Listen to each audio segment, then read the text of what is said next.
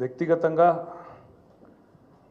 ఎన్ని దూషణలైనా పడతాము, ఎన్ని తిట్లైనా తింటాము, ఎన్ని అవమానాలైనా సహిస్తాం. కానీ గత సంవత్సరంన్నర కాలంగా మమ్మల్ని నోటికొచ్చిన బూతులు మాట్లాడినా, నోటికొచ్చిన పద్ధతిలో దూషించిన, చివరికి మా నాయకుడి చావును కోరుకుంటూ నికృష్టపు రోత మాటలు మాట్లాడినా మేము భరించుకున్నాం, సహించుకున్నాం, కోపాన్ని తమాయించుకున్నాం, పంటి బిగువున బరాయించుకుంటూ వస్తున్నాం.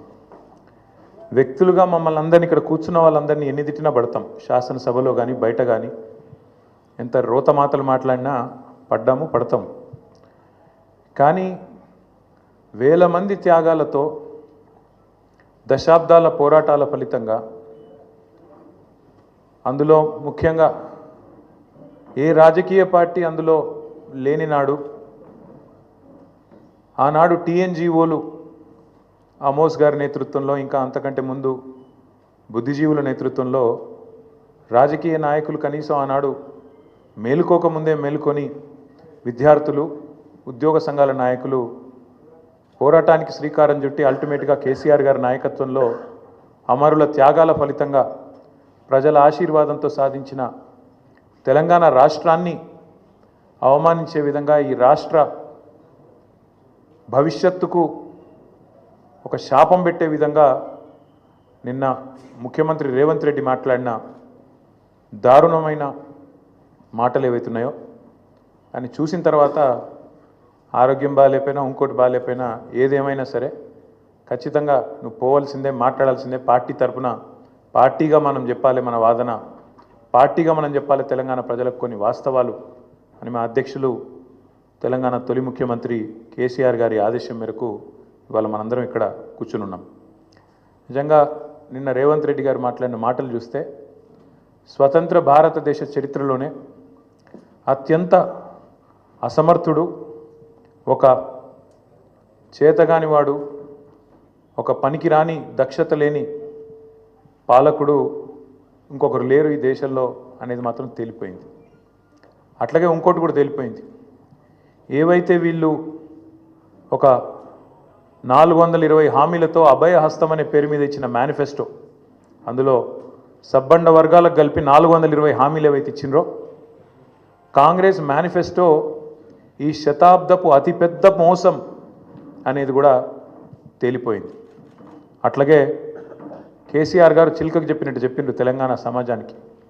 ఢిల్లీ పార్టీలను నమ్మితే 60 ఏళ్ళు గోసపడ్డం, మళ్ళా మోసపోతే ఢిల్లీ పార్టీల చేతుల్లా మళ్ళా గోసపడతాం, మళ్ళా ఆగమవుతాం అని చిలుకకు చెప్పినట్టు 100 సభలు మాట్లాడితే ప్రతి సభలో తెలంగాణ సమాజానికి ఒక అన్నగా, ఒక సోదరుడిగా, ఒక తండ్రిగా వారు చెప్పడం జరిగింది.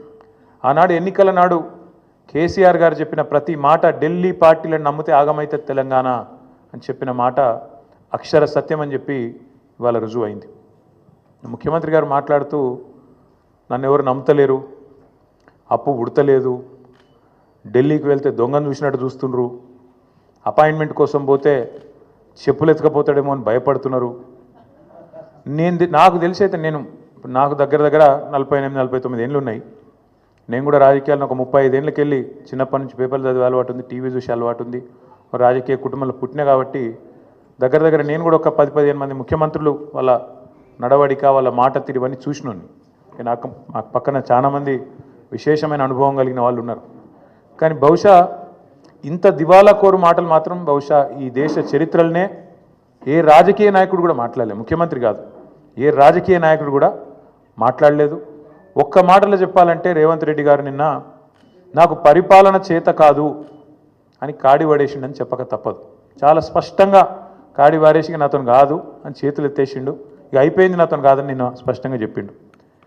కానీ వారితో పాటు ఈ రాష్ట్ర ప్రజలకు కొన్ని వాస్తవాలు చెప్పాలి కాబట్టి, మా బాధ్యత కాబట్టి చెప్పాలనుకుంటా ఉన్నాం. ఎక్కడ పోయినా దొంగలాగా చూస్తున్నారో అంటున్నాడు ముఖ్యమంత్రి. మరి దొంగలెక్క కాకపోతే ఎట్లా చూస్తారు? దొంగలెక్కనే చూస్తారు. నోట్ల కట్టలతో దొరికిపోయిన దొంగను ఖచ్చితంగా దొంగనే అంటారు, దొంగనే చూస్తారు. ఒక విశ్వసనీయత లేని ఓటుకు నోటు దొంగను కాంగ్రెస్ అనే ఒక ఎర్రి పార్టీ గుడ్డిగా నమ్మి సీఎం చేసింది, కానీ ఖచ్చితంగా దేశంలో మిగతా వాళ్ళు మాత్రం నమ్ముతలేరు. మోసగాళ్లను దొంగలను దొంగలే అంటారు ముఖ్యమంత్రి గారు. ఖచ్చితంగా అది ఈరోజు కాదు, చివరి రోజు దాకా కూడా నీ పరిస్థితి అదే ఉంటుంది, యాద పెట్టుకొని చెప్తున్నా. తప్పు చేసింది దొంగ చేతికి తాళాలు ఇచ్చి కాంగ్రెస్ పార్టీ రాహుల్ గాంధీ గారు. ఈరోజు మే 6, 2025 నేను మీ అందరు గుర్తు చేస్తున్నా, సరిగ్గా 3 సంవత్సరాల కిందట ఇదే రోజు మే 6, 2022 నాడు రాహుల్ గాంధీ గారు వరంగల్కి వచ్చినారు. రైతు డిక్లరేషన్ అనే పేరిట ఆ రోజు రాహుల్ గాంధీ గారు చెప్పిన మాటలు 2 లక్షల రుణమాఫీ చేస్తామని, అట్లాగే రైతు భరోసా 15,000కు పెంచుతామని, అట్లాగే కౌలు రైతులకు రైతు బంధు ఇస్తామని, అట్లాగే రైతు కూలీలకు న్యాయం చేస్తామని వ్యవసాయ డిక్లరేషన్లో చెప్పి 3 సంవత్సరాలు దాటింది రాహుల్ గాంధీ గారు. అందుకే నేను అంటున్నా, తప్పు చేసింది రాహుల్ గాంధీ, తప్పు చేసింది ఏఐసిసి. దొంగ చేతికి తాళం ఇచ్చి ఇవాళ తెలంగాణ చేతికి చిప్పవచ్చే పరిస్థితి చేసింది ఖచ్చితంగా ఆల్ ఇండియా కాంగ్రెస్ కమిటీ, ముఖ్యంగా దానికి బాధ్యుడు లీడర్ ఆఫ్ ఆపోజిషన్గా ఉన్న రాహుల్ గాంధీ గారు అని చెప్పి నేను చెప్తా ఉన్నాను. అట్లాగే ఇవాళ ఎందుకు ఈ మాటలు, ఎందుకు ఈ ఫ్రస్ట్రేషన్ అని చెప్పి ఇప్పుడు కొంతమంది మిత్రులు వారితో కలిసి మేము వస్తున్నప్పుడు ఇక్కడికి కమలాకర్ గారు, నేను మాట్లాడుకుంటూ వచ్చినాం, వెంకటరమణారెడ్డి గారు, అట్లాగే మా ప్రశాంత్ రెడ్డి గారు మాట్లాడుకుంటూ వస్తుంటే వారందరూ అన్నది మాట ఒకటే, అధికారంలోకి వస్తామని వాళ్ళు అనుకోలేదు, అడ్డగోలుగా హామీలు ఇచ్చిండ్రు, నోటికొచ్చిన చెత్తవాగుడంతా వాగినరు, ఎవరేం చెప్తుంది రాసుకుంటా వేయినరు మేనిఫెస్టో అనుకుంటా. ఇవాళ ఏం చేయాలనో తెలుస్తలేదు, వచ్చినాక మొత్తం నాశనం చేసిండ్రు. అట్లాంటి పరిస్థితి వచ్చింది కాబట్టి ఇవాళ కేవలం తప్పించుకోవడానికి, కేవలం ప్రజలను ఇక మాతో కాదు తప్పించుకోవడానికి మార్గాలు వెతుకుతూ, దొంగతనం చేసినాక దొంగ పారిపోయేటప్పుడు ఎట్లయితే మార్గాలు వెతుకుతాడో ఆ పద్ధతుల్లో రేవంత్ రెడ్డి గారు ఇవాళ మాట్లాడుతున్నట్టుగా ఆయన ఫ్రస్ట్రేషన్ చూస్తుంటే కనబడతా ఉన్నది. ఎన్ని మాటలు చెప్పిండండి మన రాష్ట్ర ప్రభుత్వ ఉద్యోగులకి, ఎన్ని హామీలు ఇచ్చిండు. అసలు ఉద్యోగుల గురించి, ఉద్యోగుల త్యాగాల గురించి, ఉద్యోగులు తెలంగాణ కోసం చేసిన పని గురించి రేవంత్ రెడ్డికి కనీసం ఇసుమంతన తెలుసా? అసలు ఆనాడు కేసీఆర్ గారు నిరాహార దీక్షకు పోయిందే ఉద్యోగ గర్జన సభ నుంచి.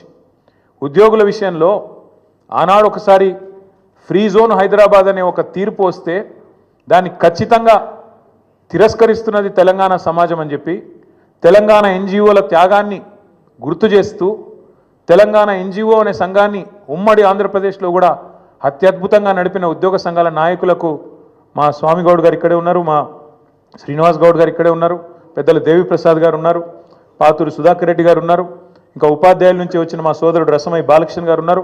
ఇట్లా ఎంతోమంది ఆనాడు ఉద్యమంలో కదం దొక్కితే వారి త్యాగ స్ఫూర్తితో అల్టిమేట్గా తెలంగాణ వచ్చింది. కాబట్టే కేసీఆర్ గారు దేశంలో ఎక్కడ లేనట్టు కేంద్ర ప్రభుత్వ ఉద్యోగుల కంటే ఎక్కువ ఉండాలి మన తెలంగాణ ఉద్యోగుల జీతాలని చెప్పి 73% ఫిట్మెంట్ ఇచ్చిండు. ఒక స్పెషల్ ఇంక్రిమెంట్ ఇచ్చిండు, తెలంగాణ ఇంక్రిమెంట్. ఎందుకు?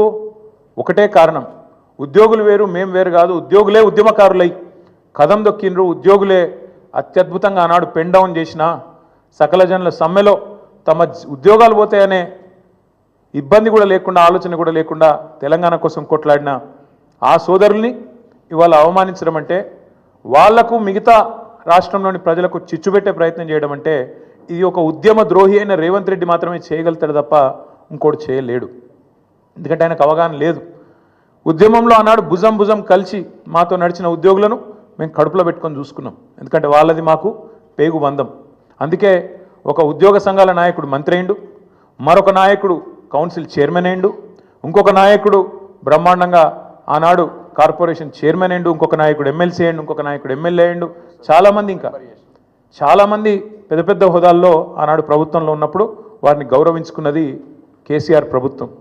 ఇవాళ ఉద్యోగులు అడుగుతున్నది ఏంది? మీరు చెప్పిందే కదా, మీరే చెప్పిండ్రు. ఇక పేజ్ నెంబర్ 28 మేనిఫెస్టో, టీఎస్ఆర్టీసీ సిబ్బంది సంక్షేమం, ఆర్టీసీ కార్మికులను ప్రభుత్వంలో విలీన ప్రక్రియ పూర్తి చేసి 2 పీఆర్సీ బకాయిలు వెంటనే చెల్లిస్తాం, వచ్చే పీఆర్సీలో ఆర్టీసీ కార్మికులను చేరుస్తాం, రాష్ట్ర ప్రభుత్వ ఉద్యోగులతో సమానంగా అన్ని వసతులు సదుపాయాలు కల్పిస్తాం, ఆర్టీసీ బస్సులకి ఏందో చెప్పింది.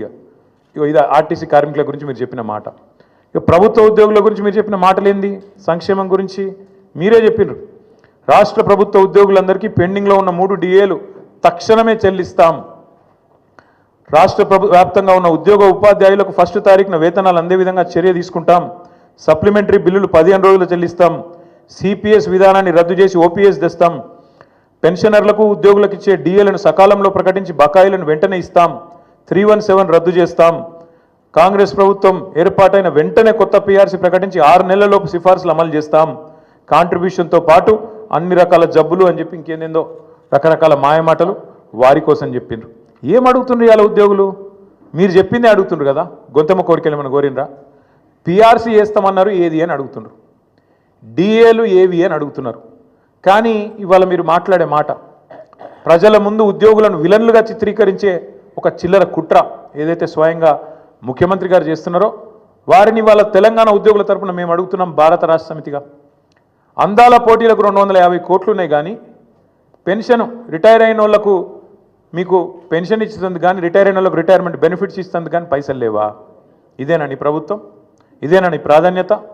నన్ను కోసుకొని తింటారా అంటుండు ముఖ్యమంత్రి. నన్ను కోసుకొని వండుకొని తింటారా? ఇదొక ముఖ్యమంత్రి ప్రభుత్వ ఉద్యోగులను ఉద్దేశించి మాట్లాడిన మాట. అయ్యా ముఖ్యమంత్రి గారు, నిన్ను కోసుక తినేంత పిచ్చోడెవడు లేడు.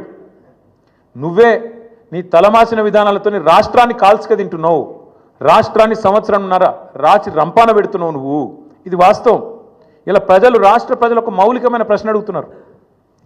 కేసీఆర్ ఉన్నప్పుడు కరెంట్ ఎందుకు మంచిగా ఉండే, ఇప్పుడు మంచిగా ఎందుకు లేదు? కేసీఆర్ ఉన్నప్పుడు మంచినీళ్ళు ఎందుకు మంచిగా వస్తుండే, ఇప్పుడు ఎందుకు వస్తలేవు? ఎండాకాలం రాగానే మళ్ళీ ఆగం ఎందుకు అవుతుంది? మళ్ళీ బిందెలు పట్టుకొని రోడ్డు మీదకి ఎందుకు పోవాలి? కేసీఆర్ ఉన్నప్పుడు రైతు బంధు పడుతుండే, ఇప్పుడు ఎందుకు పడతలేదు? కేసీఆర్ ఉన్నప్పుడు టైంకు పెన్షన్లు వస్తుండే, ఇప్పుడు 2 నెలలు ఎందుకు ఎగ్గొడుతుండు? కేసీఆర్ ఉన్నప్పుడు చెప్పిన ప్రతి పని చేస్తుండే, ఇప్పుడు ఎందుకు చేయలేకపోతున్నాడు? కేసీఆర్ ఉన్నప్పుడు రాష్ట్రం రయ్యమని పురోగమనంలో ముంగట్టుకుపోయింది, ఇప్పుడు ఎందుకు తిరోగమనంలోకి అవుతుంది, ఎందుకు వెనకపోతుంది అని అడుగుతున్నారు. సమాధానం ఉందా నీ కాడ? ఎందుకు అంటే నీకు చేతనైతలేదు, నీ కాంగ్రెస్ పార్టీకి చేతనైతలేదు. కేసీఆర్ ఉన్నప్పుడు బీఆర్ఎస్ పాలనలో రాష్ట్రం దేశానికి రోల్ మోడల్ అవుతుంది, ఎట్లా కాంగ్రెస్ పాలనలో దివాలా ఎందుకు తీస్తున్నది? కారణం ఒకటే, ఇది నాయకత్వ లోపం. మీ కాంగ్రెస్ పార్టీ పెట్టిన శాపం తెలంగాణకు. మార్పు పేరుతో మీరు చేసిన దుర్మార్గం ఇది. అందుకే మేమనేది, ఏ ముఖ్యమంత్రి కూడా భారతదేశ చరిత్రలో ఈ 78 ఏళ్లలో తాను పరిపాలిస్తున్న రాష్ట్రానికి నీ శాపాలు పెట్టినోడైతే వాడు లేడు. ఎయిడ్స్ పేషెంట్ అంటివి, క్యాన్సర్ పేషెంట్ అంటివి, ఆఖరికి నిన్న దివాలా తీసింది మనకు అప్పు ఉడతలేదు అని చెప్పి అట్లా మాట్లాడుతీవి. అందుకే నీ దివాలా కోరు మాటలు, నీ ఇంటలెక్చువల్ బ్యాంక్రప్సీ, నీ ప్రభుత్వం యొక్క దివాలా కోరు విధానాలే వాళ్ళ రాష్ట్రం పాలిట శాపాలుగా మారినాయి. సీఎం అనేటోడు ఒక తండ్రి లాంటోడు. సంపద పెంచాలే రాష్ట్రం మొత్తానికి, ముఖ్యంగా పేదలకు, బలహీన వర్గాలకు, ఎవరికైతే టానిక్ అవసరం పడుతుందో, ఎవరికైతే కొంత మరి ప్రభుత్వం వైపు నుంచి చేయూత అవసరం పడుతుందో వాళ్ళని ఆదుకోవడమే ఒక ప్రభుత్వ పెద్ద, ఒక రాష్ట్రానికి పెద్ద లాంటి వాడు చేయాల్సిన పని. కానీ నువ్వేం చేస్తున్నావు? దివాలా తీసిపోయినాం, దరిద్రంలో ఉన్నాం, కొట్టుకపోతున్నాం, పోతున్నాం. అందుకే కొన్ని వాస్తవాలు ప్రజలకు చెప్పాలి. వాస్తవాలు ఏంటి? ఏ రాష్ట్రానికైనా ఏ ప్రభుత్వానికైనా ఆస్తులు, అప్పులు వారసత్వంగా వస్తాయి. ఇప్పుడు మేము 2014లో ప్రజల దయతో, ప్రజల ఆశీర్వాదంతో ఆనాడు కేసీఆర్ గారు ముఖ్యమంత్రి అయినారు. ముఖ్యమంత్రి అయినప్పుడు కేసీఆర్ గారికి మాత్రం వీళ్ళు కాంగ్రెస్ వాళ్ళు మాకు అప్పచెప్పినప్పుడు రూపాయి అప్పు లేకుండా, రూపాయి ఆస్తి లేకుండా ఇచ్చిండ్రా? అప్పులు ఇచ్చిండ్రు, ఆస్తులు కూడా ఇచ్చిండ్రు. అప్పులు ఇచ్చినారు, ఆస్తులు కూడా ఇచ్చినారు. ఆ రోజు 2014 లెక్క తీసుకుంటే, 2014 లెక్క తీసుకుంటే ఇది ప్రభుత్వం యొక్క లెక్క, నా లెక్క కాదు, ప్రభుత్వం యొక్క లెక్క. 2014లో మొత్తం రాష్ట్రం యొక్క ఆదాయం సంవత్సరానికి మొత్తం రెవెన్యూ రిసీట్స్ తీసుకుంటే 51,000 కోట్లు, అంటే నెలకు 4,215 కోట్లు. మేము దిగిపోయిన నాడు రాష్ట్రం యొక్క ఆదాయం టోటల్ రెవెన్యూ రిసీట్స్ 2,16,567 కోట్లు. అంటే మేము దిగిపోయేటప్పుడు నెలకు 18,000 కోట్లు. మరి కేసీఆర్ గద్దెనెక్కినాడు నెలకు 4,215 కోట్లు, 253 కోట్లు. కేసీఆర్ గద్దె దిగిపోయినాడు నెలకు 18,000 చిల్లర కోట్లు. మరి పెరగలేదా? రాష్ట్రం యొక్క ఆదాయం పెరగలేదా? మేము పెరిగిన ఆదాయంతో కూడిన రాష్ట్రాన్ని నీకు ఇయ్యలేదా? ఇది వాస్తవం కాదా? 2014-15లో ఆనాడు కేసీఆర్ గారు ముఖ్యమంత్రి అయిన రాజు, మీరు కాంగ్రెస్ వాళ్ళు మాకు ఇచ్చినప్పుడు రాష్ట్రం యొక్క సర్ప్లస్ ఎంత అంటే 369 కోట్లు. రెవెన్యూ సర్ప్లస్ ఆనాడు 369 కోట్లు. మేము దిగిపోయినాడు 2023-24లో మీకు అప్పచెప్పినాడు మళ్ళీ 4882 కోట్లు. మీరు ఇచ్చినాడు 369 కోట్లు ఉంటే మిగులు, మేమిచ్చినాడు మళ్ళీ వాపస్ మీకు 4882 కోట్లు. దీని సోర్సు ఇది సిఏజీ లెక్క, నా లెక్క కాదు, బీఆర్ఎస్ పార్టీ లెక్క కాదు, కాకి లెక్క కాదు, కాగ్ లెక్క. అట్లే అప్పులు తీసుకుంటే, అప్పుల గురించి కూడా చెప్తా. మళ్ళా అప్పులు తీసుకున్నా ఆ రోజుకి ఈ రోజుకి మొత్తం లెక్క వివరంగా చెప్తా. అట్లే ఇంకా ఎంత కడుతున్నారు, మిత్తి ఎంత కడుతున్నారు, ఏదెంత కడుతున్నారు, ఇవన్నీ ఒక్క నిమిషం మర్చిపోతే వాస్తవం ఏంటంటే ఇది నేను 2020లో బయటపెట్టిన లెక్క. 2020లో ఆనాడు మంత్రిగా నేను తెలంగాణ అనే ఒక రాష్ట్రం భారతదేశాన్ని సాదుతున్న రాష్ట్రాల్లో ఒకటి, జాతి నిర్మాణానికి దోహదపడుతున్న రాష్ట్రాల్లో ఒకటి. మన రాష్ట్రం నుంచి మనం గత 6 ఏళ్లలో 2014 నుంచి 2020 నవంబర్ 1 నాడు పెట్టిన ట్వీట్ ఇది.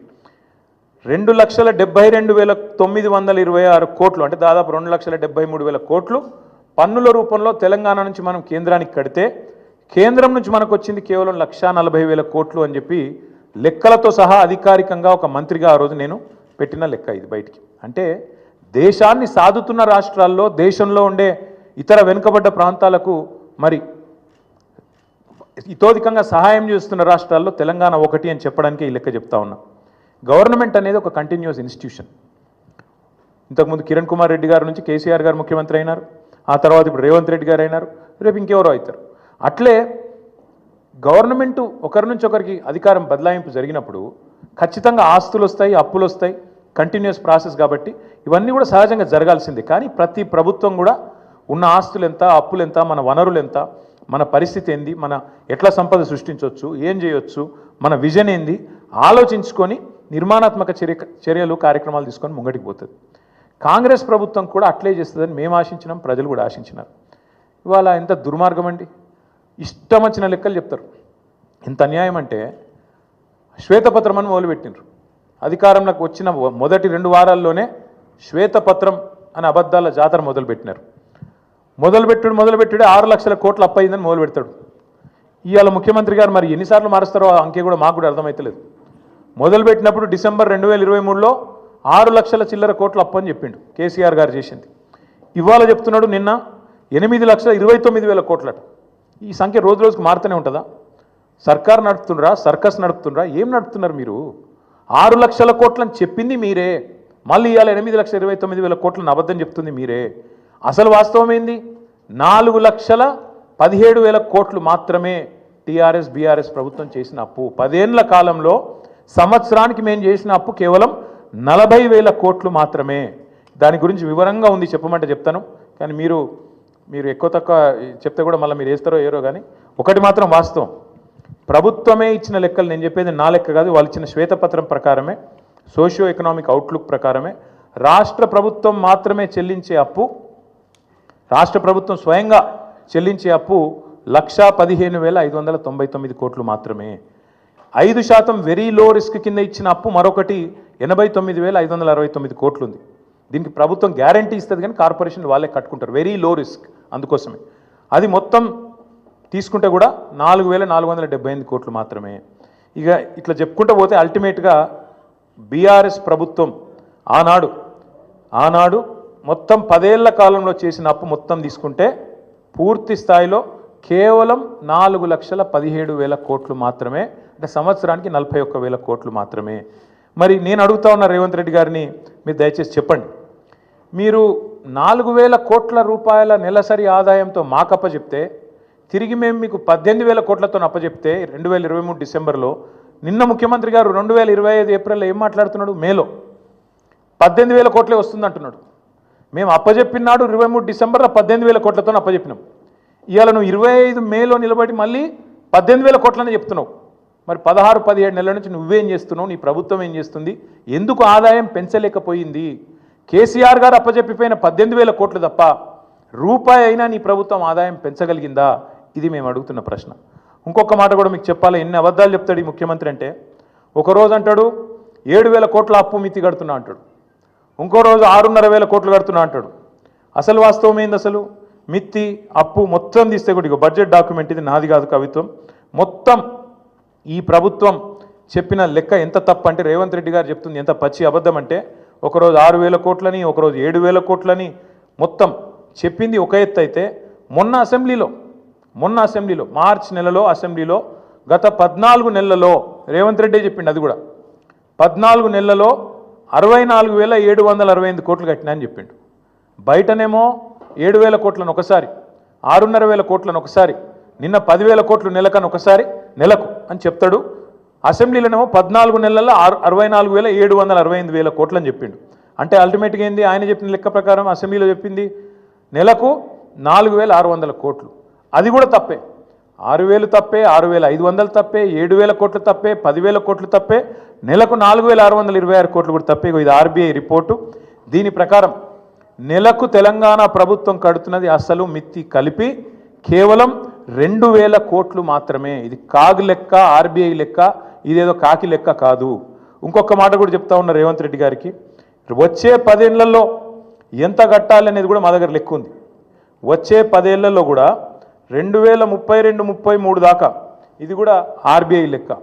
ఇప్పుడున్న లోన్లు కింద తీసుకుంటే మొత్తం కలిపి వచ్చే 10 ఏళ్ళలో కట్టేది ప్రిన్సిపల్ ఏమో 1,02,000 కోట్లు, మిత్తి 1,64,000 కోట్లు, రెండు కలిపితే కూడా 2,67,000 కోట్లు టిల్ ద ఇయర్ 2032-33. అంటే సంవత్సరానికి ఎంత అవుతుంది? వచ్చే 10 ఏళ్ళు సంవత్సరానికి 26 నుంచి 27,000 కోట్లు, ఇంతే తప్ప ఏం లేదు. దీనికి ఏదో జరిగిపోయింది, ఏమో అయిపోయింది అని ఒకది కరుస్తారు. వాళ్ళు ఎంపీలు క్వశ్చన్ అడిగినారు పార్లమెంట్లో, తెలంగాణ అప్పుల్లో మునిగిపోయిందట కదా, వాస్తవమేనా అని. పార్లమెంట్లో కేంద్ర ప్రభుత్వం ఇచ్చిన సమాధానం ఇది. మొత్తం 28 రాష్ట్రాలు ఉంటే తెలంగాణ 24వ ర్యాంకులో ఉంది. అప్పులు జిఎస్డిపి నిష్పత్తి తీసుకుంటే చాలా ఆరోగ్యకరమైన పరిస్థితి ఉంది తెలంగాణది. 24th ర్యాంకు తెలంగాణదని చెప్పి కేంద్ర ప్రభుత్వం స్వయంగా పార్లమెంట్లో ఇచ్చిన లిఖితపూర్వకమైన సమాధానం. మరి ఎవరు అబద్ధం చెప్తున్నారు, ఎవరు నిజం చెప్తున్నారు?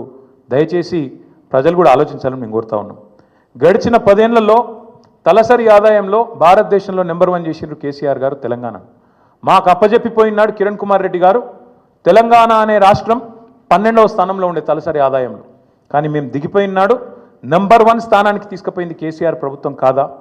అట్లాగే ఆర్థికంగా రాష్ట్రాన్ని పరుగులు పెట్టించి దేశంలోనే అగ్రగామిగా తయారు చేసి బంగారు పల్లెంలో పెట్టి నీకు అధికారం అప్పచెప్తే 17 నెలల కాలంలోనే అస్తవ్యస్తం చేసింది నువ్వు కాదా? అస్తవ్యస్తం చేసినావని ఉత్తగానే అంటలేను నేను. ఒక్క చిన్న ఎగ్జాంపుల్ మీకు చెప్తా. స్టాంప్స్ అండ్ రిజిస్ట్రేషన్ 4 ప్రధానమైన ఆదాయ వనరులు ఉంటాయి ఒక రాష్ట్ర ప్రభుత్వానికి. సొంత పన్నుల రూపంలో వచ్చే ఆదాయం తీసుకుంటే 4 హెడ్స్ ఉంటాయి. ఒకటి స్టాంప్స్ అండ్ రిజిస్ట్రేషన్, అంటే మనం ఫ్లాట్ కొన్నప్పుడు కానీ, ప్లాట్ కొన్నప్పుడు కానీ, ల్యాండ్ కొన్నప్పుడు కానీ కడతాం కదా ప్రభుత్వానికి స్టాంప్ డ్యూటీ, అది. రెండవది వెహికల్ సేల్స్, అంటే బండి కొన్నప్పుడు కట్టే పన్ను. మూడవది నువ్వు రోజు కొనుక్కునే కూరగాయలు కానీ, నువ్వు రోజు కొనుక్కునే పప్పు ఉప్పు కానీ దాని మీద కట్టే పన్ను జిఎస్టీ రూపంలో వస్తుంది ప్రభుత్వానికి. నాలుగవది లిక్కర్ మీద వచ్చే ఎక్సైజ్ ట్యాక్స్. ఈ 4 హెడ్స్ నుంచే మీకు దగ్గర 80% ఆదాయం ఒక ప్రభుత్వానికి వస్తుంది. రేవంత్ రెడ్డి ఎంత గొప్పోడంటే ఈయన వచ్చినాక స్టాంప్స్ రిజిస్ట్రేషన్స్ వీళ్ళు అంచనా వేసింది. మేము 2023-24లో కేసీఆర్ ప్రభుత్వం ఉన్నప్పుడు సంవత్సరానికి 14,295 కోట్ల ఆదాయం వచ్చేది. వీళ్ళ ప్రభుత్వం వచ్చినాక వీళ్ళు ఏం చేసిండ్రు, మేము చాలా పెద్ద పోటుగాలం, రియల్ ఎస్టేట్ అంటేనే రేవంత్ రెడ్డి అంటేనే రియల్ ఎస్టేట్ అని చెప్పి 2024-25 సంవత్సరానికి గాను ఒక 4,000 కోట్లు ఎక్కువ వేసుకున్నారు. అంచనా ఎంత వేసారంటే 18,000 కోట్ల పైచిలకు ఆదాయం వస్తుంది రాష్ట్రానికి అని లెక్కలేసిండ్రు. కానీ ఎంత వచ్చింది ఎవరికైనా? 14,000 కోట్లు మాత్రమే వచ్చింది. గత సంవత్సరం కంటే తగ్గింది. ఎందుకు తగ్గింది మరి? ఎందుకంటే మీ తప్పుడు నిర్ణయాలు, మీ తప్పుడు ఆలోచనలు. హైడ్రా పేరుతోని మీరు చేసిన అరాచకం, పేదవాళ్ళ గుడిసెలు గులగొట్టి, పేదవాళ్ళ కడుపుల మీద కొట్టి, లేఅవుట్లకు బీభత్సం చేసి, నువ్వు మీ అన్నదమ్ములు అడ్డమైన వసూళ్లు చేసి, ఎక్కడ చెరువులు ఉంటే ఎక్కడ బఫర్ అని, ఇక్కడ ఇదని అదని బిల్డర్లను బెదిరించి ముక్కు బిండి వసూళ్లు చేసి పేదవాడి కడుపు మీద కొట్టి ఆఖరికి రాష్ట్రంలో ఇవాళ రియల్ ఎస్టేట్ పూర్తిగా పడిపోయే పరిస్థితి వచ్చిందంటే దానికి కారణం నీ అరాచకపు నిర్ణయాలు కాదా? ఇది వాస్తవం కాదా? స్వయంగా ప్రధానమంత్రి వచ్చి అన్నాడు ఆర్ఆర్ ట్యాక్స్ వసూలవుతుంది ఇక్కడ అని, రాహుల్ రేవంత్ ట్యాక్స్. ఇది వాస్తవం కాదా? ఇలా బిల్డర్ దగ్గర స్క్వేర్ ఫీట్కి 200 రూపాయలు వసూలు చేస్తున్నమాట వాస్తవం కాదా? మరి కాదంటే నువ్వు ప్రధానమంత్రి మీద కేసు పెట్టి ఆ మాట అన్నందుకు. ఎందుకంటున్నా అంటే ఇట్లాంటి పనికిమాలిన పనులు చేయబట్టి ఇలా స్టాంప్స్ అండ్ రిజిస్ట్రేషన్ తగ్గింది. జిఎస్టీ ఆదాయం కేసీఆర్ గారు ఉన్నప్పుడు 10 నుంచి 12% ఎన్నడూ తగ్గలే. 10 to 12% గ్రోత్ రేట్ ఎన్నడూ తగ్గలే. GST growth every year on year 10 to 12% పెరుగుతుండే. కానీ రేవంత్ రెడ్డి వచ్చిన తర్వాత ఒకటే సంవత్సరంలో 0% గ్రోత్ రేట్తో 28 రాష్ట్రాల్లో అట్టడుగున ఉన్నది ఇవాళ తెలంగాణ. ఇది వాస్తవం కాదా? నీ వల్ల ఈరోజు ఈ రాష్ట్రంలో క్రయ విక్రయాలు తగ్గినాయి, జీఎస్టీ పడిపోయింది. ఈ గణాంకాలు వాస్తవం కాదా? ఇది కాగ్ రిపోర్ట్లో వచ్చిన మాట వాస్తవం కాదా? నువ్వు స్వయంగా స్టేషన్ గన్పూర్ మీటింగ్లో చెప్పలేదా? 71,000 కోట్ల ఆదాయం తగ్గింది, రాబడి తగ్గింది రాష్ట్రానికి, నువ్వే చెప్పలేదా? అట్లాగే మీరే వెహికల్ సేల్స్లో కూడా నెగిటివ్ గ్రోత్ రేటు. ఒక లిక్కర్ మాత్రం పెరిగింది, మిగతా అన్ని తగ్గినాయి. వాస్తవం ఏంది? ఎందుకు జరుగుతున్నది ఇది? ఒక కుటుంబ పెద్ద నిజంగా మన ఇంట్లో సమస్య ఉంటే కూడా కడుపులో పెట్టుకుంటాడు, కాపాడుకుంటాడు, 4 గోడల మధ్యలో మాట్లాడుకుంటారు. కానీ బజార్లో పడి మా రాష్ట్రం దివాలా తీసింది, మా రాష్ట్రం సంకనాకిపోయింది, మా రాష్ట్రం పూర్తిగా ఎయిడ్స్ పేషెంటు, క్యాన్సర్ పేషెంట్ అని ఎవడన్నా మాట్లాడతాడా? This is the intellectual bankruptcy of Congress party. That's why I said the state of Telangana is not bankrupt. The state of Telangana is not bankrupt. We are in the pink of health. It is the Congress that is intellectually bankrupt. It is Revanth Reddy who is morally bereft. అంతే తప్ప తెలంగాణకి ఏం కాలే. ఒక కుటుంబంలో సమస్య ఉన్నా బయట చెప్పుకోము, బయట పడం బజార్లో. కానీ రేవంత్ రెడ్డి గారు దివాలా తీసిందని ఆఖరికి అడ్డగోలు మాటలు మాట్లాడితే చివరికి ఏమైపోయింది? ఇవాళ ఆఖరికి లంచం ఇచ్చి 170 కోట్ల లంచం ఇచ్చి ప్రభుత్వ భూములు తాకట్టు పెట్టి బ్రోకర్లకు పైసలు తెచ్చుకునే దుస్థితి వచ్చింది ఇవాళ తెలంగాణ ప్రభుత్వం యొక్క నిర్వాకం వల్ల. నేను ఇంకా గమ్మత్తైన మాట, నేను ఇంట్లో ఉన్నా, ఇక నేను రెస్ట్లో ఉన్నా, నేను వీడియో చూసి పరిశాన్ అయినా, ఇట్లా కూడా మాట్లాడచ్చా అని. ఢిల్లీకి పోతే అపాయింట్మెంట్లు ఇస్తలేరు, చెప్పులు ఎత్తుకపోతారేమో అని చెప్పి కలుస్తలేరు అన్నాడు. అమ్మతోడు చెప్తున్నా ఈ మాట, నేను ఎవరు చెప్పులు ఎత్తుకపోతారట. అరే చెప్పులు ఎత్తుకపోయేటోళ్ళు వేరే పార్టీ వాళ్ళు ఉన్నారు ఇక్కడ, అది వాళ్ళ కథ వేరు. చెప్పులు ఎత్తుకపోయింది నాకు అర్థం కాదు. ఢిల్లీకి పోతే అపాయింట్మెంట్లు ఇస్తలేరు, ఎవరు ఇస్తలేరు? రాహుల్ గాంధీ ఇస్తలేడు, వరే కరెక్టే, నీకు ఇయ్యరు కూడా. ఎట్లు ఇస్తారు? నీకు తెలిసిపోయింది నీ కథ అంతా. ఇయ్యరు. ఈ కొత్తగా ఎవరైనా సుట్టపోడు కొత్తగా వస్తేనేమో మర్యాద ఇస్తారు ఎవరైనా సరే, 4 రోజులు ఉంటుంది మర్యాద. ఇక కానీ నువ్వు వచ్చేదేమో ఢిల్లీకి నీ పని మీద వస్తావు, మీ మూటలు మోసుకపోయేందుకు 40, 42, 43 సార్లు పోతావు ఇప్పటికీ. అందులోనట ఈయన ఎకానమీ క్లాస్లో పోతుండట. బా ఫోటోలు మొత్తం బయట పెడతాం, ప్రైవేట్ ఫ్లైట్లు, బిజినెస్ క్లాసులు, మీ ట్రిప్పులు మొత్తం ఫోటోలు బయట పెడతాం, సోషల్ మీడియాలో ఇప్పటికీ తిరుగుతున్నాయి, మళ్ళీ పెడతాం. అరే గింత అన్యాయం మాటలు మాట్లాడతారు. 43 సార్లు ఢిల్లీకి పోతివి, 43 పైసలు లేకపోతివి, ఏముంటుంది ఇజ్జత్ నీకు ఢిల్లీ మార్కెట్లో? వీడు ఊకొత్తాడు పోతాడు, ఎందుకు ఇవ్వాలి మీకు అపాయింట్మెంట్? ఇస్తలేరు, ఏం చేయాలి మరి? నువ్వు మూటలు మోసేందుకు వస్తున్నావు ఢిల్లీకి, రాహుల్ గాంధీకి మూటలు ఇస్తేందుకు వస్తున్నావు, మొదలు మర్యాద ఉంటుంది. ఇక ఆఖరికి దొంగలెక్కనే చూస్తారు. వాస్తవం ఏంది? కేసీఆర్ గారేమో అప్పు చేస్తే 4,17,000 కోట్లు 10 ఏళ్లలో, సంవత్సరానికి 41,000 కోట్లు అప్పు చేస్తే కేసీఆర్ గారు ఏం చేసిండ్రు? ఒక్కొక్క ఇటుక పేర్చుకుంటా రాష్ట్రానికి శాశ్వతంగా పనికొచ్చే నిర్మాణాలు చేపట్టిండు. మరి మీరేం చేస్తున్నారు అంటే, ఒక్క ఇటుక పెట్టినవా ఎక్కడన్నా? ఒక ఇందిరా మిల్లు కట్టినవా? ఒక కాలువ కట్టినవా? ఒక ప్రాజెక్టు కట్టినవా? హైదరాబాద్లో ఒక కొత్త బిల్డింగ్ కట్టినవా? ఏవిలో ప్రజలకు పనికొచ్చి ఒక పని చేసినావా? చేయలే. మరి నేను ఇంకొక మాట అడుగుతున్నా, ప్రజలన్నీ గమనిస్తున్నారు. రాష్ట్రమేమో దివాలా తీసిందంటావు, రాష్ట్రం దివాలా తీసిందని దివానా మాటలు మాట్లాడతావు. మరి మీ కుటుంబం ఆస్తులు ఎట్లా పెరుగుతున్నాయి? అనుముల రేవంత్ రెడ్డి గారి కుటుంబం ఆస్తులు ఎట్లా పెరుగుతున్నాయి? నువ్వు అదన్నా చెప్పు సీక్రెట్ మాకు. మీరు ముఖ్యమంత్రి కాగానే మీ అనుముల ఫార్ములా సీక్రెట్ సాస్ ఏదైతుందో అదేదో మా ప్రభుత్వానికి మొత్తం ప్రజలకు కూడా చెప్తే మంచిది కదా.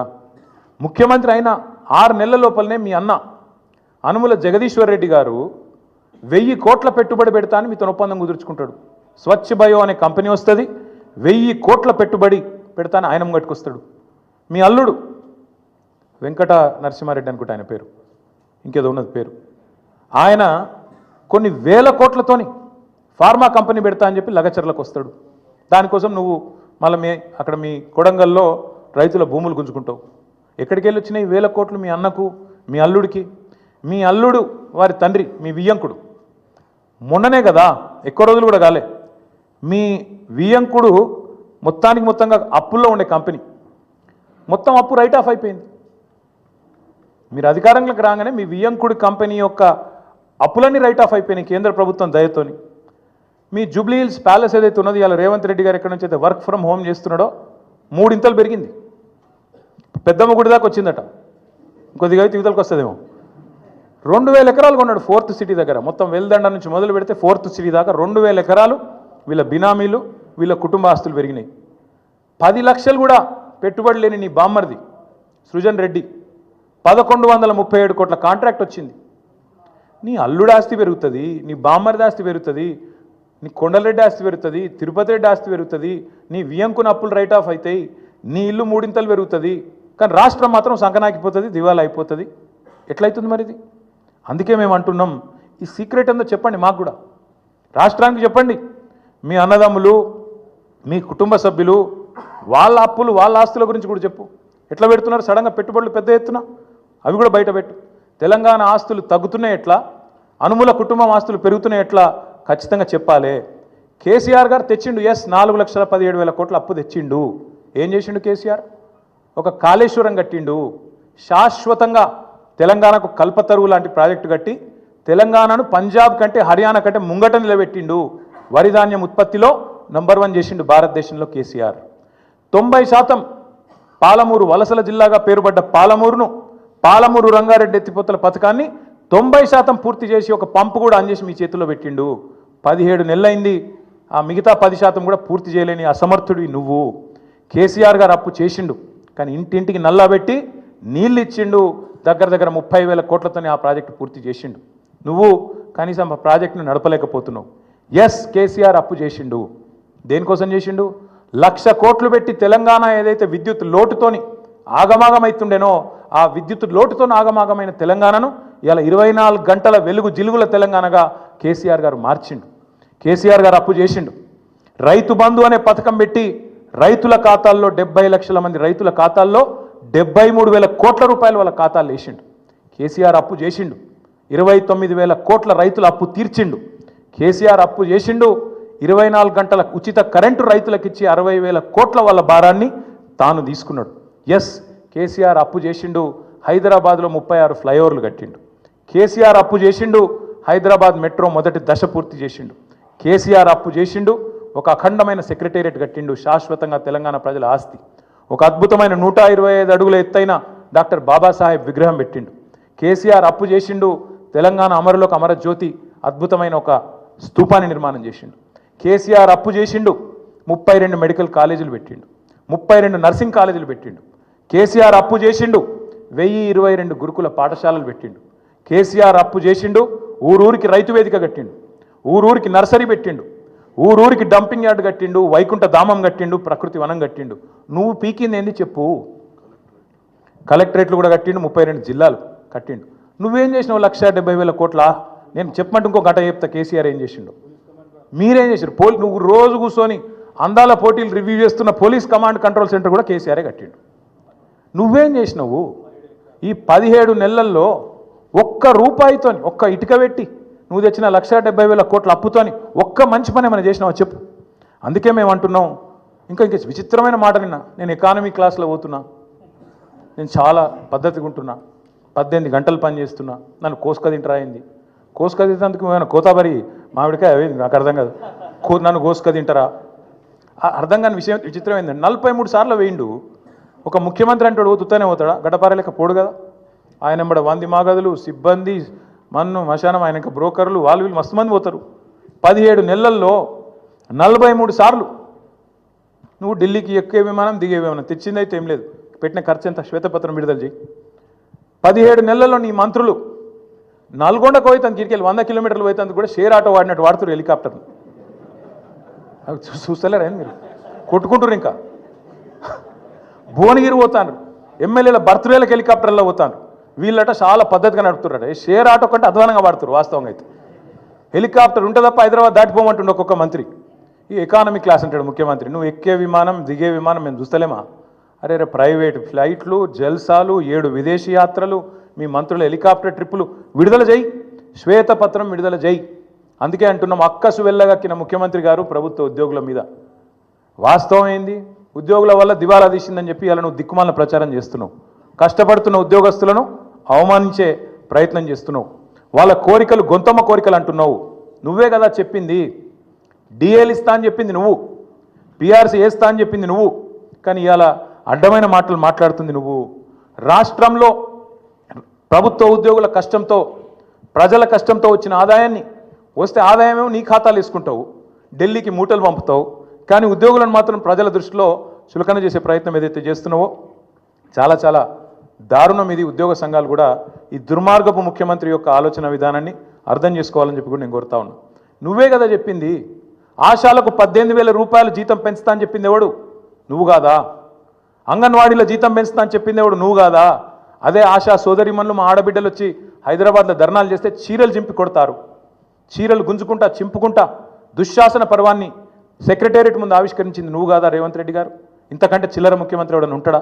అందుకే అంటున్నా ముఖ్యమంత్రి గారు, ఉద్యోగులు జీతాలు అడగొద్దు, ఆర్టీసీ కార్మికులు అపాయింటెడ్ డే అడగద్దు, ఆశాలు జీతం పెంచమని మీరు ఇచ్చిన మాట యాద్ చేయొద్దు, ప్రజలు మీరు ఇచ్చిన 6 గ్యారంటీలు అడగద్దు, 420 హామీలు అడగద్దు.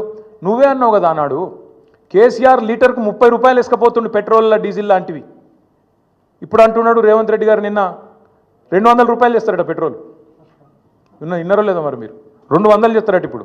అందుకే నేను అంటున్నా ధరలు పెంచుడు కాదు, బుర్ర పెంచుకో, సంపద పెంచి ఆలోచన చెయ్యి, అంతేగాని అడ్డమైన మాటలు కాదు. With great power comes great responsibility. ఒక పెద్ద హోదా వచ్చినప్పుడు ఆ హోదాకు తగ్గే విధంగా ప్రవర్తించే సంస్కారం ఉండాలి, వ్యక్తిత్వం ఉండాలి. ప్రతిపక్ష నాయకుడిని, తెలంగాణ తొలి ముఖ్యమంత్రిని, తెలంగాణ తెచ్చిన నాయకుడిని పట్టుకొని ఆయన సావు నిరంతరం కోరుకుంటావు. నువ్వు ముఖ్యమంత్రివా? ఇంతకంటే హీనమైన మనిషి ఉంటాడా ఇంకోడు? ఎన్నిసార్లు అన్నావు ఇప్పటికీ? ఆ పెద్ద మనిషిని పట్టుకొని 71 ఏళ్ళ పెద్ద మనిషిని పట్టుకొని నోటికి వచ్చినట్టు నీకు సిగ్గు సంస్కారం ఏమైనా ఉందా? ఇలా ఉద్యోగుల మీద పడ్డావు. ఏ ఉద్యోగులైతే అదే కేసీఆర్ ఎంబడి నడిచినరో ఆ ఉద్యోగులను, ఆ ఉపాధ్యాయులను చిన్నగా చేసి చూపెట్టే దిక్కుమాలిన ప్రయత్నం ఏదైతే చేస్తున్నావో, అందుకే నేను అడుగుతా ఉన్నా, నీ కోసం, నీ పార్టీ కోసం, నీ అవసరాల కోసం ఉద్యోగులను మోసం చేయకు. నాకైతే ఏమనిపిస్తుందంటే ఇక చివరిగా ఈ ముఖ్యమంత్రి గారి ప్రవర్తన చూస్తుంటే ఆ పాట పెట్టిండు ఎలక్షన్లప్పుడు, ఆనాటి రోజులు తెస్తాడు రేవంత్ అన్న అని. నిజంగానే తెస్తాడు ఆనాటి రోజులు. ఆనాటి రోజులు అంటే ఇక రేపో మాపో ముఖ్యమంత్రి గారు అందరు కలిసి ప్రెస్ మీట్ పెడతారు. ఇక రాష్ట్ర ఆర్థిక పరిస్థితి బాగలేదు, మా పరిస్థితి అసలే బాగలేదు, కాబట్టి ఇక పెండింగ్ డిఏలు కాదు, రిటైర్మెంట్ బెనిఫిట్లు కొత్తవి కాదు, పీఆర్సీ కాదు, మీకు 73% కేసీఆర్ ఏదైతే జీతం పెంచిండో అది వాపసు ఇయ్యండి, జర రికవరీ యాక్ట్ కింద తీసుకుంటాం వెనుకకు, వాపసు ఇవ్వండి, మళ్ళీ పాత రోజులకు పోదాం, ఆనాటి రోజులకు పోదాం, 2014 నాటి రోజులకని గ్యారంటీ అంటాడు. 2000 పెన్షన్ ఏదైతే ముసలిలో కేసీఆర్ ఇచ్చిండో ఇక లాభం లేదు, ఆనాటి రోజులకు పోదాం, 200 పెన్షన్ కోదామని చెప్పి అవి కూడా వాపసు తీసుకుంటాడు. అట్లాగే ఇదివరకున్న పరిస్థితి ఏదైతే ఉన్నదో, వృద్ధులు, వితంతువులు, ఒంటరి మహిళలు పెన్షన్లు వాపసు ఇవ్వండి, బీడీ కార్మికులు అనే పరిస్థితి వస్తుంది. ఆఖరికి ఏమంటాడు, ఇక ప్రభుత్వం నడపాలంటే నాతో అయితలేదు, ఇక చందాలు వేసుకుని నడపాలి, తలా ఇంత చందా ఇయ్యండి, ఇస్తే మేము నడుపుతా ప్రభుత్వం, ఇక లేకపోతే అది కూడా నాతో అయితలేదు అని చెప్పి ఎత్తేస్తాడు. అందుకే మా నాయకుడు కేసీఆర్ గారు చెప్పిండ్రు, మొదటి రోజే చెప్పిండు, చిన్న వయసులో అవకాశం వచ్చింది, మంచిగా నడుపు. పరిపాలన అంటే బజారు భాష మాట్లాడినంత ఈజీ కాదు. ప్రభుత్వాన్ని నడపడం, ఒక రాష్ట్రాన్ని నడపడం అంటే బజార్ భాష మాట్లాడి, లేకు మాటలు మాట్లాడి పైశాచిక ఆనందం పొందడం కాదు. అందుకే యాద్ చేస్తున్నాం మేము, మింగ మెతుకులేదు కానీ మీసాలకు సంపెంగ నూనెనట. ఇదే ముఖ్యమంత్రి గారు ఒక దిక్కేమో ఇట్లా బీదరుపులు అరుస్తాడు, అప్పు ఉడతలేదు, నా బతుకు ఆగమైపోయింది, మార్కెట్లో నాకు ఏమి పతార లేదు, అపాయింట్మెంట్ దొరకలేదు, చెప్పులు ఎత్తుకపోతాడేమో అన్నట్టు దొంగను చూసినట్టు చూస్తుండ్రు అని ఒక దిక్కు చెప్తాడు. ఇంకో దిక్కేమో తెలంగాణ రైజింగ్, ఫ్యూచర్ సిటీ, 1,50,000 కోట్లు మూసి, ఇంకోటేందో 50,000 కోట్లు. నేను అడుగుతున్నా, మింగ మెతుకులేదు కానీ మీసాలకు సంపెంగ నూనెనా? 420 హామీలు ఇచ్చినావు, ఒక్క హామీ అమలు చేసేందుకు పైసలు లేవు, ముసలోళ్ళకు పెన్షన్లు ఇచ్చేందుకు పైసలు లేవు, ఆడపిల్లలకు నెలకు 2,500 అంటివి దానికి పైసలు లేవు, స్కూటీలు అంటివి పైసలు లేవు, తులం బంగారం పైసలు లేవు, రైతు బంధుకు పైసలు లేవు, దేనికి లేవు, కానీ 1,50,000 కోట్ల సోకులకు మాత్రం ఉన్నాయంట. అందుకే ప్రజలు అడుగుతున్నారు, ఖచ్చితంగా ప్రజల తరఫున మేము అడుగుతున్నాం, వదిలిపెట్టం. ఎట్టి పరిస్థితుల్లో ఈ ముఖ్యమంత్రి గారు నిన్న చేసిన మాటలకు ఒకవేళ నిజంగానే పరిపాలన చేత కాకపోతే తప్పుకో, రాజీనామా పెట్టు, నాతో అయితలేదు, ఢిల్లీకి మూటలు పంపుడు, ఇక్కడ మేనేజ్ చేసుడు నాతో అయితలేదు, ఇక నేను చేతులు ఎత్తేస్తున్నా, నేను కూడా ఐపీ డిక్లేర్ చేస్తున్నా అని వెళ్ళిపో. అంతేగాని రోజు తెలంగాణ రాష్ట్రాన్ని తిడతా ఉంటే మాత్రం ఇక్కడ దాకా ఉపేక్షించడం ఇక మాత్రం ఊరుకోము. కేసీఆర్ గారిని కూడా ఇంకా చివరిసారి చెప్తున్నాం, ముఖ్యమంత్రి గారు, కేసీఆర్ గారిని ఇప్పటిదాకా ఎన్ని మాటలన్నా పడ్డం, ఇక్కడ నుంచి కేసీఆర్ గారిని నువ్వు వ్యక్తిగతంగా దూషిస్తే మాత్రం నీ నాలిక చీరేసే రోజు కూడా వస్తుంది, తప్పకుండా యాది పెట్టుకో. ఎవడు 100 సంవత్సరాల కోసం పుట్టలేదు, ఎవడు 1000 సంవత్సరాలు ఉండడు. పక్కా చెప్తున్నాం, ముమ్మాటికి మళ్ళీ అధికారంలోకి వచ్చేది బీఆర్ఎస్ఏ. నువ్వు చేసిన నీ దిక్కుమాలిన పరిపాలన వల్ల అతలాకుతలమైన రాష్ట్రాన్ని మళ్ళా గాడిన పెట్టే సత్తా ఉన్న నాయకుడు కేసీఆర్ గారు మాత్రమే. అందుకే వాళ్ళ రాష్ట్ర ప్రజలు నీకు చేత కాకపోతే క్షమాపణ చెప్పు, అడ్డమైన హామీలు ఇచ్చినందుకు క్షమాపణ చెప్పి తప్పుకో, అంతేగాని రాష్ట్రాన్ని నిందించడం, దూషించడం మానుకోవాలని చెప్పి ఈ అసమర్థ ముఖ్యమంత్రికి చెబుతూ, మిత్రులకు ఏమన్నా ప్రశ్నలు ఉంటే అడగండి, లేదంటే we can conclude. Thank you. అన్నా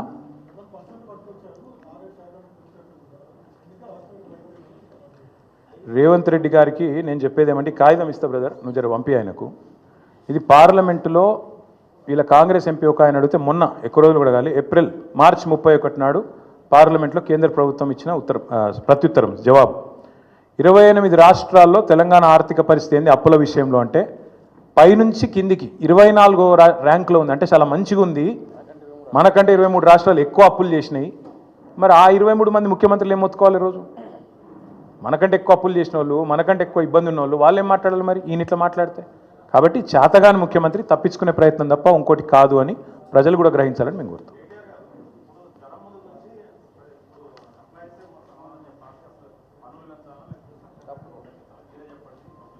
మేము ఒకటే చెప్తున్నాం బ్రదర్, మరి ఇవన్నీ హామీలు ఇచ్చే ముందు చేయాలి ఆలోచనలు. ఆ రోజు ఏమన్నారు ఇదే ముఖ్యమంత్రి గారు, డిప్యూటీ సీఎం గారు అన్నాడు, మీకు మరి ఇన్ని హామీలు ఇస్తున్నారు, అడ్డగోలు మాటలు చెప్తున్నారు, ఎట్లా చేస్తారు అని అడిగితే, మాకు చాలా తెలివి ఉంది, మా పార్టీకి 120 సంవత్సరాల చరిత్ర ఉంది, దేశంలోనే ధనిక రాష్ట్రం తెలంగాణ, కాబట్టి ఉద్యోగులే చేస్తాం, పేదవాళ్ళే చేస్తాం, అన్నీ చేస్తాం, సబ్కే లియే సబ్ కుచ్ కరేంగే, అందరికీ అన్నీ. ఇప్పుడు మాత్రం ఏది కాదు మాతోని మొత్తం చేతులు ఎత్తేసి పారిపోతాం అంటున్నారు. ఈ దివాలా, అందుకే అంటున్నాను నేను, బ్యాంక్రప్ట్ అయింది, దివాలా తీసింది రాష్ట్రం కాదు, దివాలా తీసింది ముఖ్యమంత్రి, మంత్రుల బుర్రలు, కాంగ్రెస్ పార్టీ దివాలా.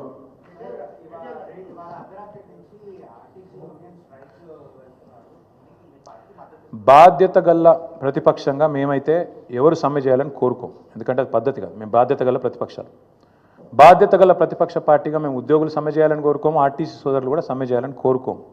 ప్రభుత్వాన్ని మేము ప్రార్థించేది, విజ్ఞప్తి చేసేది, డిమాండ్ చేసేది కూడా ఏమంటే, ఖచ్చితంగా మీరు వాళ్ళకి ఇచ్చిన హామీ నెరవేర్చండి. మీరు ఆర్టీసీ ఉద్యోగులకు హామీ ఇచ్చినారు, ప్రభుత్వ ఉద్యోగులకు హామీ ఇచ్చారు, నెరవేర్చండి. వాళ్ళకి ఇచ్చిన హామీ నిలబెట్టమని అడిగి వాళ్ళు ఇవాళ మీరు హామీ ఉల్లంఘిస్తే వాళ్ళు సమ్మెకు పోయే ఒక అనివార్య పరిస్థితి వస్తే దానికి వాళ్ళని నిందిస్తే ఎట్లా? అందుకే సమ్మెకు పూర్తి స్థాయిలో పోకూడదనే మేము కోరుకుంటున్నాం. ప్రభుత్వం ముందుకొచ్చి పరిష్కరించాలని కోరుతున్నాం. ప్రభుత్వం పరిష్కరించకపోతే ఏం చేయాలో మరి తర్వాత మా పార్టీలో చర్చించి నిర్ణయం తీసుకుంటాం.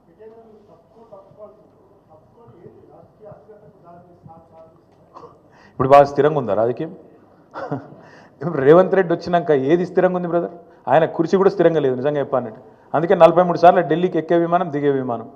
ఈ రాష్ట్రంలో ఇప్పుడున్న పరిస్థితి ఏంటంటే, ఏ మనిషి కూడా ఈ రాష్ట్రంలో ప్రస్తుతం సంతోషంగా లేడు. పోనీ రేవంత్ రెడ్డి అయినా సంతోషంగా ఉన్నాడు అంటే నేను ఆయన ఫ్రస్ట్రేషన్ అంటే మాకు డౌట్ వస్తుంది. ఆయన నిజంగా ఆయనలో ఒక అపరిస్థితుడు ఉన్నాడు. నేను అసెంబ్లీలో కూడా చెప్పినా, మళ్ళీ కూడా చెప్తా ఉన్నా. ఒక రాము ఉన్నాడు, ఒక రెమో ఉన్నాడు. ఒకడు అట్లా మాట్లాడతాడు, ఒకడు ఇట్లా మాట్లాడతాడు. ఒకడేమో అప్పు ఉడతలేదు అంటాడు, ఇంకోడేమో 1,70,000 కోట్ల అప్పు చేసిండు, నెలకు 10,000 కోట్ల అప్పు చేస్తున్నాడు. అందుకే ఎవరు కరెక్ట్ మాకు అర్థమవుతలేదు. మరి ముఖ్యమంత్రి గారు 18 గంటలు పని చేయబట్టి నేను ఆయన మాట్లాడుతుంటే నాకు ఆశ్చర్యం అనిపించింది. పేపర్లో చూస్తే కానీ తెలియలేదు ఆయనకు సమరం డిక్లేర్ చేసిర్రు అని.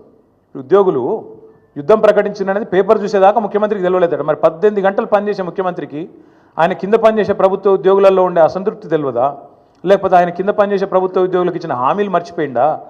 ప్రభుత్వ ఉద్యోగుల సమ్మె విషయం కానీ, వాళ్ళు చేసే పోరాటం విషయం కానీ పేపర్ చదివితే కానీ తెలియని వ్యక్తికి ముఖ్యమంత్రిగా ఉండే అర్హత ఉందా? నేను అందుకే అడుగుతా ఉన్నా. Thank you. ఎన్నికలకు ముందు సరిగ్గా 2022 తుమ్మల నాగేశ్వరరావు గారు అడగాల్సింది ప్రజలనో ప్రతిపక్షాలనో కాదు, వాళ్ళ నాయకుడు రాహుల్ గాంధీ గారు మే 6, 2022 నాడు వరంగల్లో కిసాన్ డిక్లరేషన్ పేరిట ఇచ్చిన హామీలు అమలు చేయాలని కోరుతున్నాం మేము. ఒకవేళ రాహుల్ గాంధీ చెప్పిన మాట తప్పు, రాహుల్ గాంధీకి రాజకీయం చేత కాదు, రాహుల్ గాంధీ ప్రజలను మోసం చేయడానికి ఇవన్నీ చెప్పింది అనుకుంటే తుమ్మల నాగేశ్వరరావు గారు తేల్చుకోవాల్సింది రాష్ట్ర వ్యవసాయ మంత్రి గారు, వాళ్ళ నాయకుడు రాహుల్ గాంధీ గారితో తప్ప మాతో కాదు. Thank you. Yes, sir.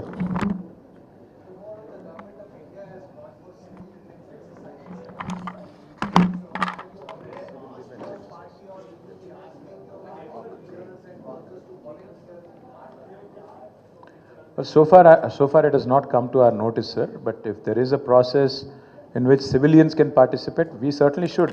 See, as a country, we believe our security is paramount. Without a question, when it comes to a calamity, without a question, when it comes to national safety, I think it's important that all of us participate, cutting across party lines. It has not come to my notice, but if that is the case and if people want to participate, I think they should be encouraged. Thank you.